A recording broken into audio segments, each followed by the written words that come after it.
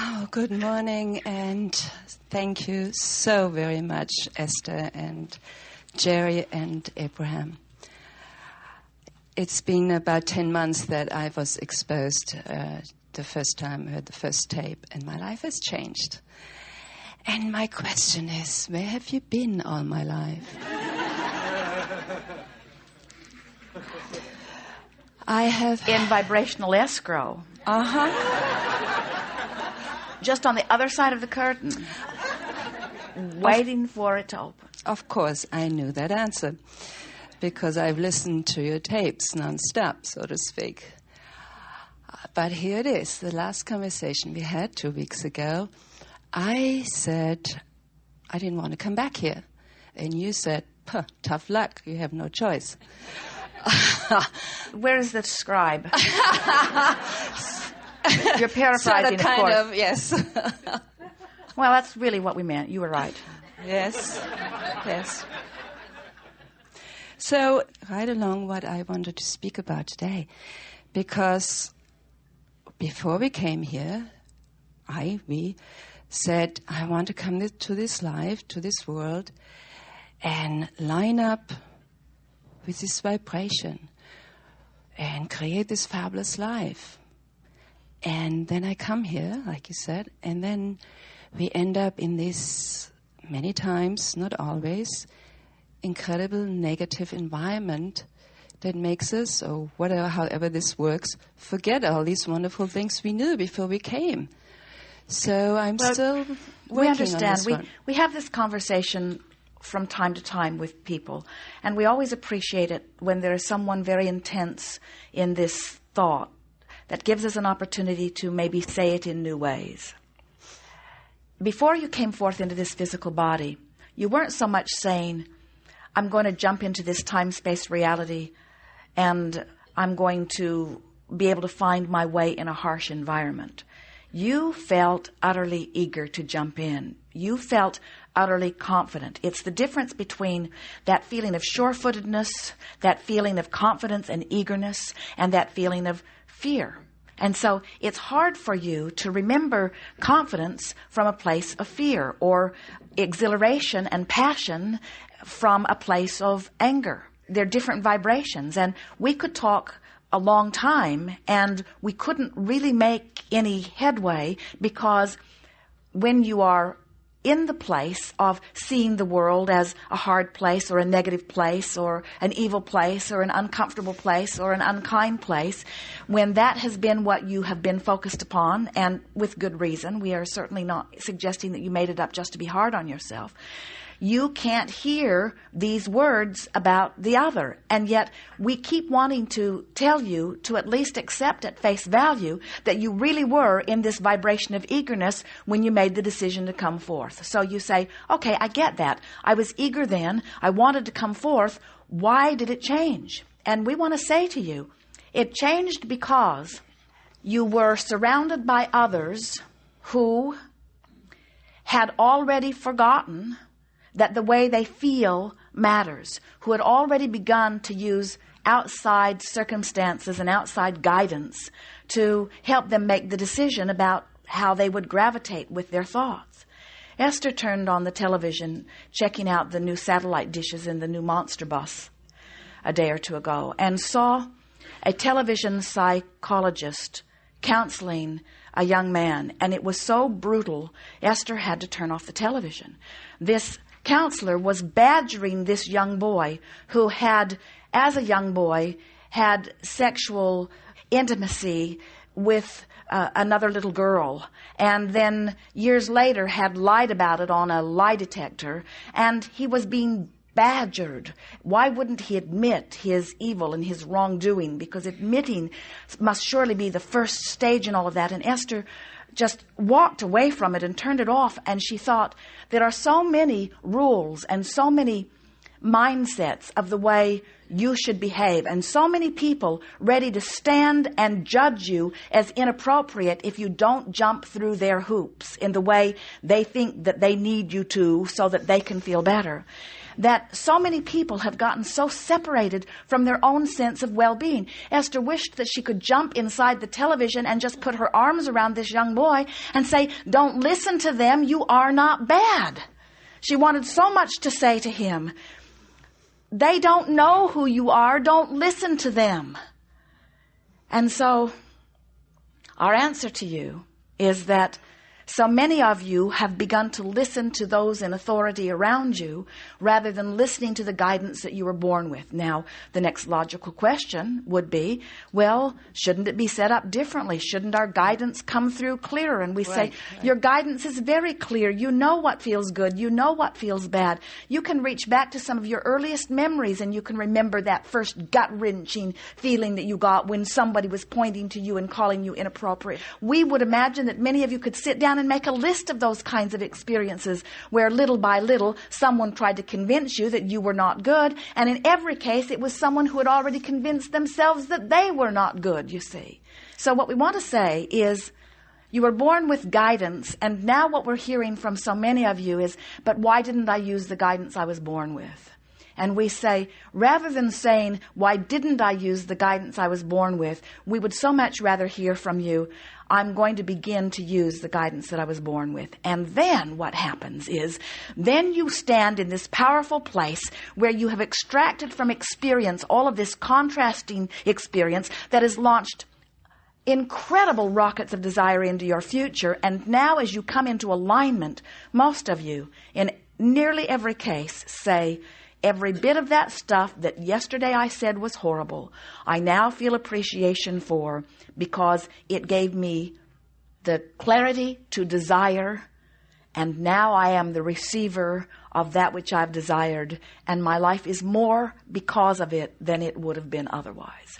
So the conversation that we want to have with you is not whether the system's right or not. It is, the conversation we want to have with you is, how can I, in my now, close the gap between my asking and receiving? How can I become so entrusting of the laws of the universe and so aware of my own vibrational countenance that I can get into this place where I just expect well-being to flow to me? And when you get to that place, then that eagerness returns. That's exactly how the little ones feel. Watch them. Jerry and Esther were in a Subway sandwich shop a day or two ago in Oregon. And Esther was in line waiting her turn, and Jerry had taken a seat in one of the booths. And Jerry was sitting and enjoying his moment and watching Esther in the line and watching a family in the line ahead of her. And there was a father and a mother holding a small one, and a little girl who looked to be about 4 years old. So the little girl feels Jerry's appreciation of her and turns and looks at him and smiles, and he smiles at her. And then she sneaks behind the counter and peeks around at him. And then he hides behind his hat. And then she sneaks around again, and then he hides behind the table. And then she meows like a cat. And then he barks like a dog. And then her parents have their sandwiches and they're leaving. They're not going to eat in the restaurant. And while her parents are looking the other way, she rushes up to Jerry. He doesn't stand up. She hugs onto his shoulder and lays her head right on his shoulder and gives him just a squeeze, and then off she goes. And Esther said, she's still in that place of knowing well-being. She's in vibrational alignment with who she is and recognized a vibrational equivalent. She is tuned in, tapped in, turned on, and apparently lives in an environment where she's not been taught, stay away from strangers. Strangers are bad. In other words, she apparently lives in an unguarded environment where she's still able to follow her heart. And so we don't care if you're 3 or 4 still following your heart, and then you forget how to do that for a while, and then you rediscover, because the feeling of coming back into alignment with who you are is an undeniable experience. And once you consciously make it, you never have to leave it again, you see. So the question that we're really hearing is, why does it happen? We say, stuff happens. You say, but shouldn't it be different? And we say, no, it's perfect. And you say, but shouldn't my guidance system have been stronger? And we said, it's as strong as it ever needs to be. It's not a controller, it's guidance. You say, but shouldn't I have been born into a better environment? We say, you wouldn't be who you are if you had been. You say, but shouldn't it have been easier along the way? And we say, yes, but that was up to you. You say, but shouldn't it be easier now? And we say, yes, but that is up to you.